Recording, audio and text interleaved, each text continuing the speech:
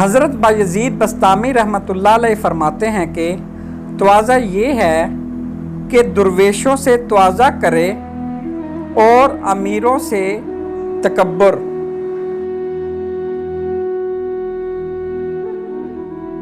حضرت بایزید بسطامی رحمتullah علیہ فرماتے ہیں کہ جو شخص تمام عالم میں اپنے آپ سے زیادہ کوئی چیز خبیث سمجھے وہ متکبر ہے۔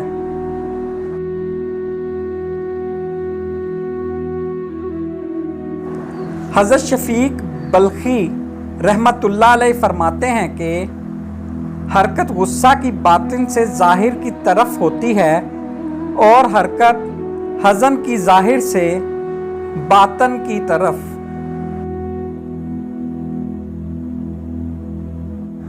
حضرت سفیان ثوری رحمتullah علیہ فرماتے ہیں کہ جو اپنے آپ کو دوسروں پر فضیلت دیتا ہے وہ متکبر ہے۔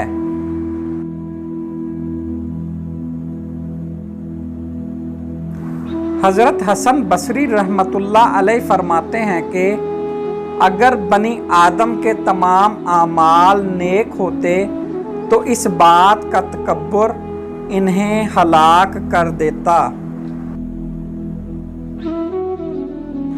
حضرت فضیل رحمتullah علیہ فرماتے ہیں کہ جس کا غصہ زیادہ ہے اس کے دوست کم ہیں۔